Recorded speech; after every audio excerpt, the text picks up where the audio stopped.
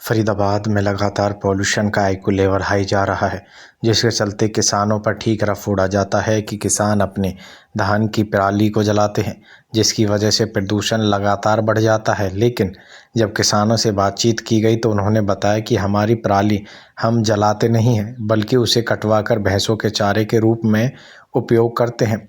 तो वहीं अगर हम भैंसों के चारे के लिए नहीं रखते तो उसको 6,000 प्रति एकड़ के हिसाब से पराली को किसान बेच देते हैं, जिसमें किसानों को दोनों तरफ से मुनाफा मिलता है। फिर आखिर किसान क्यों अपनी पराली को जलाकर प्रदूषण में भागीदार बनेंगे?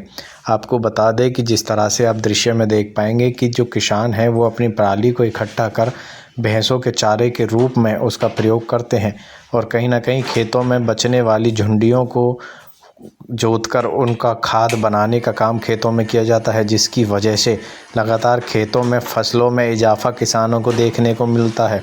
वहीं बताएं, फरीदाबाद के किसान पराली को जलाते नहीं बल्कि उसका फ़ायदा उठाते हैं। क्या नाम है आपका? कमल कौशिक।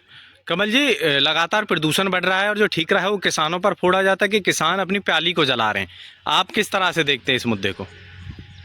देखिए कि किसानों पे ये ठीकरा फोड़ना कोई नई बात तो है नहीं। ये तो इनका पुराना वो चला आ रहा है। जैसे कि आप देख सकते हैं कि पराली, अगर जो किसान पराली क्यों जलाएगा जब किसान की पराली काम आ रही है। अब आप हमारे पीछे देख सकते हैं, हमने अपनी पराली कटवा रखी है, जो कि हमारे जानवरों के काम आती है। जैसे भैंस, गाय, इनके काम आती है, जिससे कि हमें बहुत फ़ायदा मिलता है।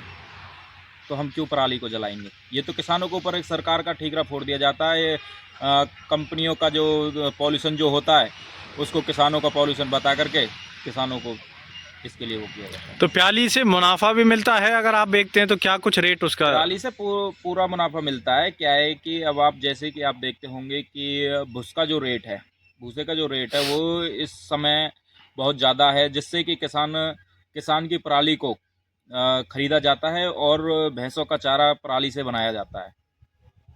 क्या नाम है आपका? दिनेश कुमार है नाम। दिनेश जी, फरीदाबाद में पॉल्यूशन बढ़ रहा है, जो ठीकरा है वो किसानों के ऊपर फोड़ा जाता है, किसान अपनी प्याली जलाते हैं। आप क्या कहेंगे? ये जो सरकार हमारे किसानों के ऊपर ठीकरा फोड़ रही है, ये बिल्कुल गलत है। हम अपनी पराली को खेतों में जुताई करते हैं, उसके बाद हम जो हमसे बचती है हम उसको बेच देते हैं। बेचने के बाद जो और बचती है हम उसकी अपने पशुओं के लिए कुट्टी काटते हैं, और खेतों में पराली हम जो जोतते हैं उससे एक जैविक खाद बनता है हमारा, उससे फसल अच्छी होती है। इसलिए मैं और किसानों से भी यही कहना चाहूँगा कि अपनी पराली को आग ना लगाएं। अगर कोई लगा भी रहा है तो ना लगाएं। उसको पराली को आप खेतों में जोतें, उसके बाद अपनी फसल का रिजल्ट देखें।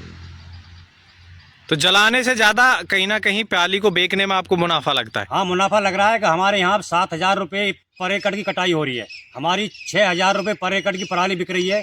तो हम पराल को जलाएंगे क्यों? क्योंकि हमें तो घर से 1,000 रुपये देने पड़ रहे हैं, बाकी 6,000 रुपये का तो हमारा प्याल ही बिक रहा है। तो हमें तो उसमें लॉस जाता है जलाने में। तो हमारे यहाँ ऐसा कुछ नहीं है, ना ही हमारे यहाँ के किसान पराल जलाते हैं, ना ही कोई ऐसी बात है। सर, प्रदूषण बढ़ रहा है, किसानों के पिछले सालों के मुकाबले प्रदूषण कम नजर आ रहा है, आगे क्या हालात है और किस तरह की कारण? तो जैसे कि अगर हम देखें कि पिछले साल के मुकाबले फरीदाबाद में थोड़ा प्रदूषण का स्तर है वो कम है, और साथ ही जो आसपास के जो हमारे बड़े शहर हैं तो उनके कंपैरिजन में फरीदाबाद में स्तर थोड़ा कम है। तो इसमें हमारी टीम्स पूरी कार्यरत हैं, चाहे शहर का एरिया हो गया, चाहे गांव का एरिया हो गया, चाहे इंडस्ट्रियल एरिया हो गया, सभी जगह लोग काम कर रहे हैं। साथ ही जो कार्रवाई की अगर मैं बात करूं तो चाहे 10 साल या 15 साल पुराने व्हीकल हो गए तो उनको चाहे पकड़ने की बात हो, या फिर जो पटाखे हैं तो उनको पकड़ने की बात हो, तो इन सभी पे हमने कार्रवाई करी है। तो दिवाली से पहले हमने जो इलीगल पटाखे या फिर जो नॉन ग्रीन पटाखे जो हैं उनको भी काफ़ी बड़ी मात्रा में पकड़ा है और करीब 10-12 हमने एफआईआर करवाई है। तो साथ ही ये भी मैसेज लोगों में चला गया था कि सिर्फ ग्रीन पटाखे यूज़ करें। तो उसका भी एक असर है कि लोगों ने पटाखे थोड़े कम भी यूज़ करें और ग्रीन पटाखे यूज़ करें, तो तभी प्रदूषण का स्तर थोड़ा सा कम है अब की बार। साथ ही आगे भी चाहे रोड स्वीपिंग की बात हो, चाहे पानी छिड़काव की बात हो, या फिर बाकी इलीगल एक्टिविटीज़ अगर जो प्रदूषण फैलाने वाली हो उनकी रोकथाम की बात हो, उस पर हमारी टीम्स कार्यरत हैं।